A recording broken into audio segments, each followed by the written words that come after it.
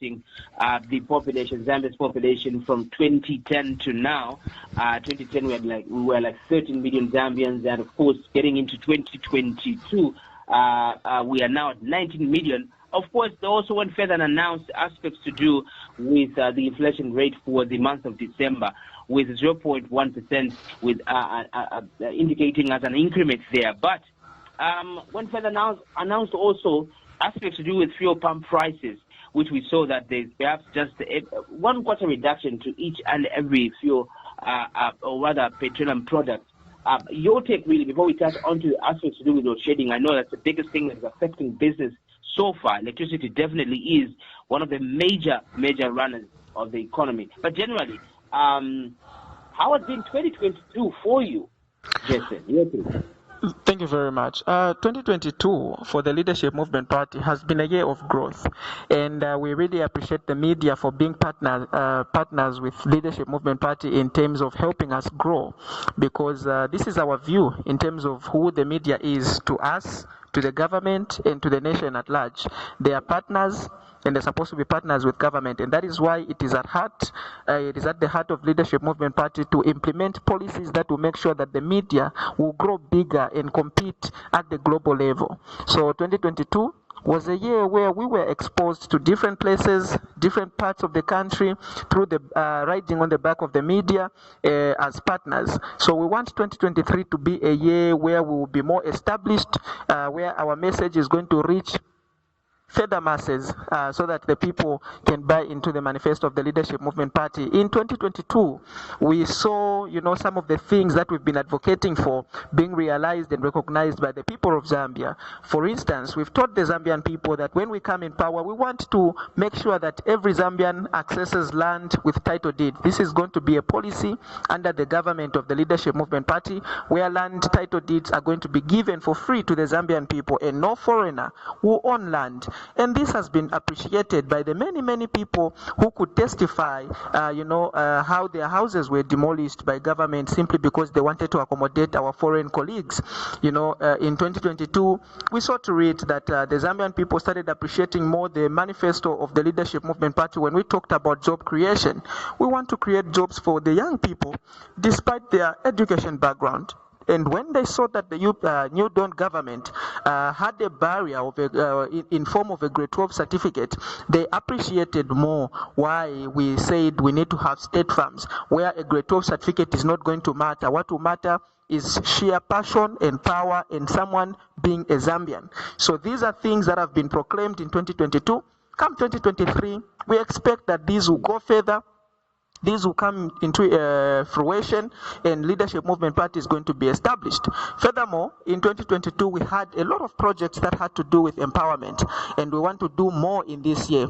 We have institutions in the Copper Belt, in Livingstone, in Mumbwa, where we are setting up fish ponds, institutions that impact informal skills into the youths, like welding, carpentry, and many other skills. And we want to do more as Leadership Movement Party whilst we are in opposition.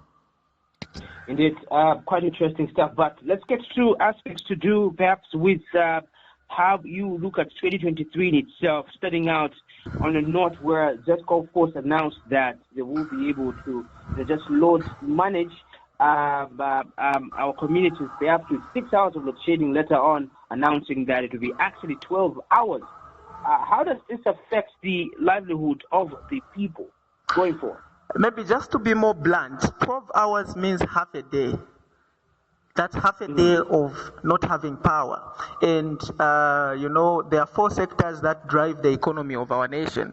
And that is the agriculture sector, which, they've been careless with. The health sector, again, careless with because we don't have medicine. In the agriculture sector, inputs went late, so people didn't do farming.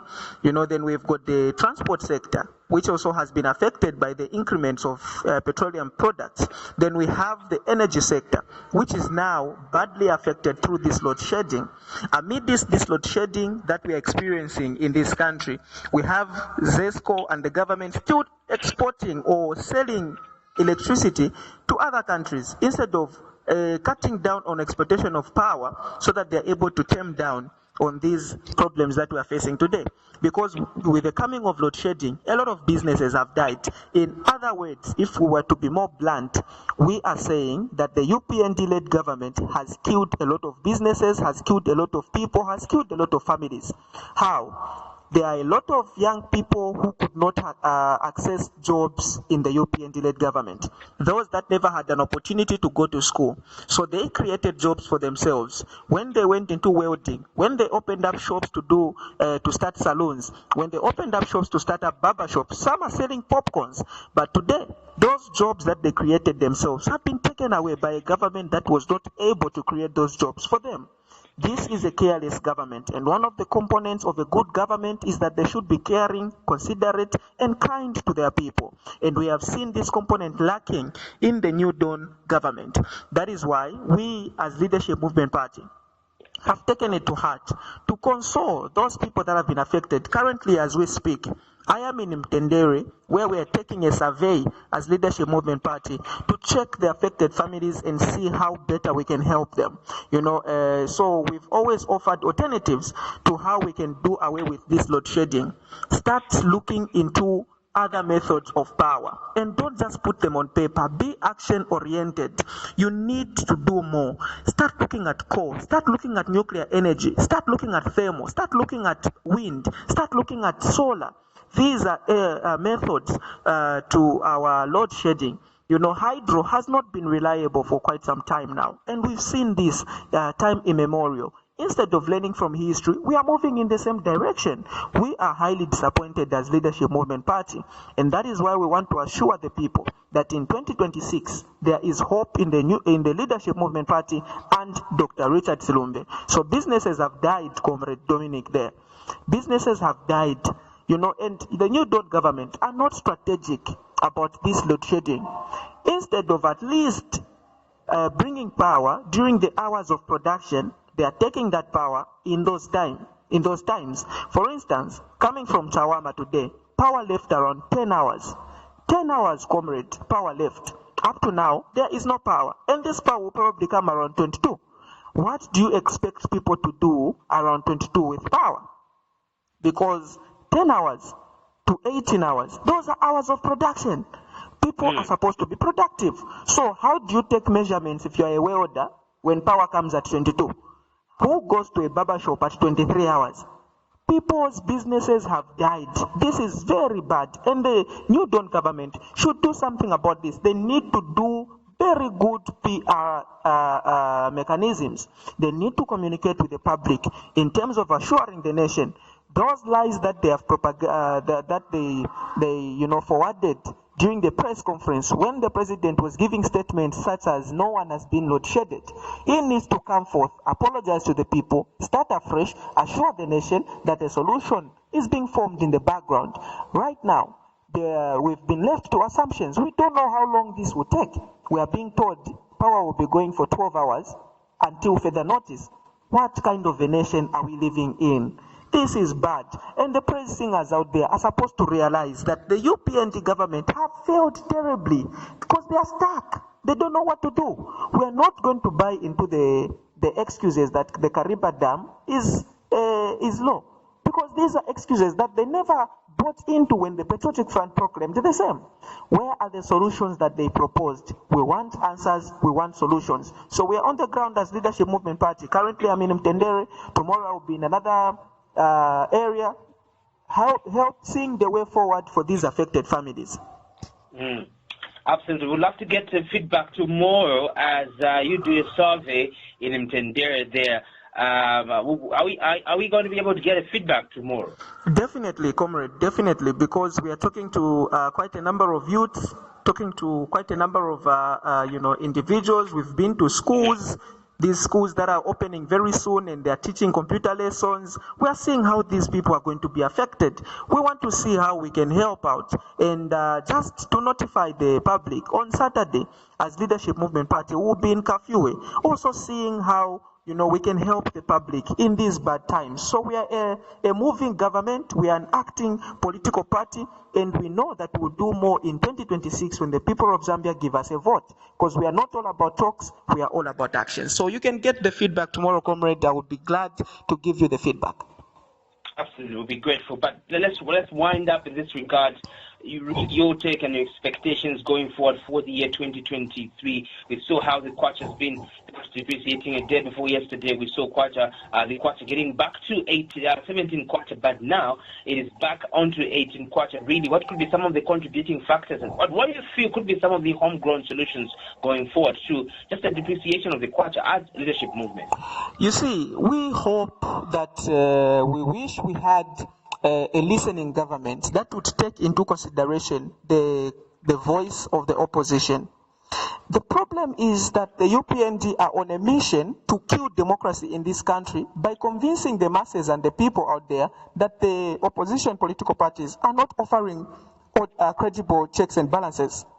As opposition, as leadership movement party, we've told these people the only way to stabilize kwacha is by engaging in production. See, the strength of the kwacha is attributed to the fact that you are selling on the international market. The more it appears on the international market, the more the demand for your currency, the more the value for your currency. What is it that we are offering on the international market apart from copper? Nothing whatsoever. And this is why the kwacha has not been stable, because even that copper that we are selling, we are not in charge of the prices. So, as long as we don't offer more on the international market, we are going to be inferior to other currencies. And this is exactly what is happening. Homegrown solutions are that use the channel of ZNS to employ millions of young people, identify areas that are able to generate income, set up state farms in those areas, employ young people, deploy them to those places, let them work, regardless of their education background, whether they have a grade 12 certificate or not. Employ them in government, employ them in ZNS. You don't ask for grade 12 certificates when you go to ask for votes. Don't ask for a grade 12 certificate when you want to create employment opportunities in government. Do the same. If you employ more people, they engage in agriculture, then these young people are going to cultivate and we will have a lot to sell. When we have a lot to sell, we will generate income. And as we are selling in our own currency. Those people that want to buy maize from us, those people that want to buy soya beans, those people that want to buy sunflower are going to be changing their currency into our currency. The more the demand for our currency, the more the value for our currency. That is how you stabilize your currency. So as long as we are not productive, we will not be having a stable currency. Look at our inflation today. The UPND government have been on a mission to celebrate a single-digit inflation. But why is it that the prices on the ground are not changing? It is because we are not productive. And there is also a principle, just a simple basic principle in economics, that when there is no money, inflation goes down. When there is a lot of money, inflation goes up. What is the current situation in Zambia? There is no money. And that is where we are at a single-digit inflation. People don't realize this, but as a leadership movement party, we want to bring to their attention that as long as this country is not productive, we are not going to see a stable currency and we will not have a stable economy. That is why we talk about production as leadership movement party. We talk about job creation in terms of agriculture. Indeed. Jason, thank you so much. I'd love to thank you. Hoping to get some feedback tomorrow as you do your survey in Mtendera as well as Kalingalinga. Have yourself a wonderful day, and of course, I thank you. So thank you so much. Thank you very much, comrade, and thank you for having Leadership Movement Party. Enjoy the rest of the day. Indeed. That is Jason there, just giving us his analysis as far as just what's currently obtaining on the